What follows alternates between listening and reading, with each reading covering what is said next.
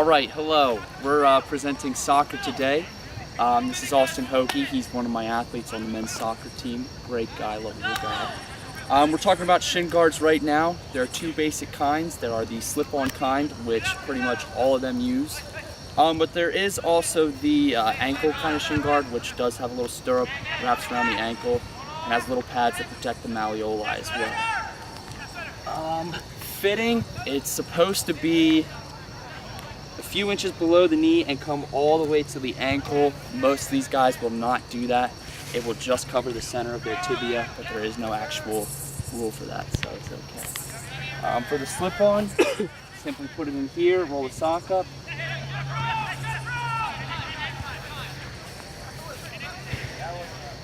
Most guys will secure it on. They have these little Velcro straps, or they will use some kind of tape, just like this.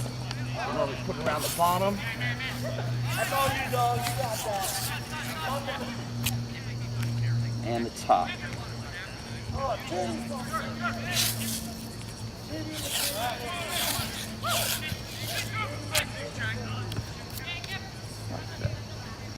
So the first type of shin guard in this picture is a slip-on shin guard. The athlete will just slip this into their sock to protect their shins. The second one in this picture has the straps on the back so that the shin guards will remain in place where they place them on the shins. And the third one in this picture has the malleoli protectors, and the strap is placed underneath the foot to make sure that the malleoli pads stay on the malleoli to protect the malleoli. So this picture here just shows 4 different sizing guides for shin guards. Each shin guard make will have a different sizing chart, and this shows 4 different sizing charts for shin guards. This picture just shows 2 different types of NOSI stickers. The first one will be actually on the shin guards themselves, and the second picture will be on the packaging. And NOSI stands for National Committee on Standards for Athletic Equipment.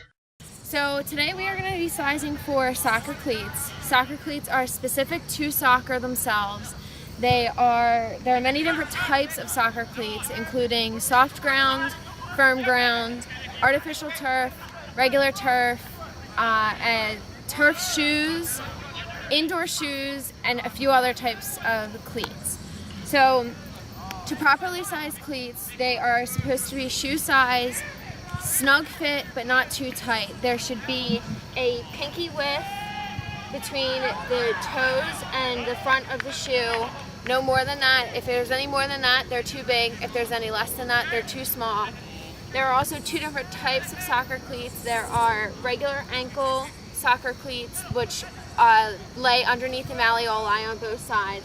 And there are also high ankle cleats that come up to right underneath where the shin guards are placed. Here are just pictures of 3 different types of cleats. The cleats on the left-hand side are the regular below the malleoli cleats.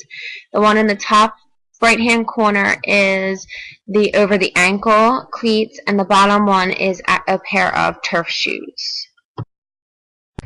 This just shows the different type of cleat stud designs for each different pair of cleats. So soft ground, firm ground, artificial turf, turf shoes will all have their own style of cleat studs.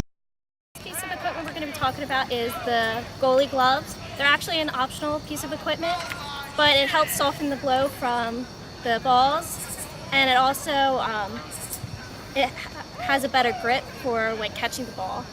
So in order to size goalie gloves, each brand has their own sizing chart, and what you do for this one at least, you have them put their index finger on the red line and then read which line their pinky is against, and that's 10.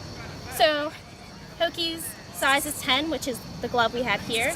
So if we put this on for him,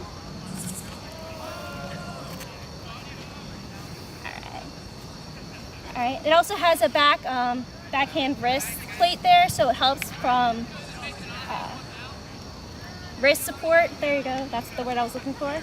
And also you have to check if they have opposition. So if you touch each finger, that means that's the right fit glove. This is a pair of goalie gloves for everyone to see up close. They are an optional piece of equipment for the goalie to use. This is a heart or chest guard, which is another optional piece of equipment for soccer players to use. It is used to help protect the chest area for heart conditions that can be aggravated by the impact of the ball or another player.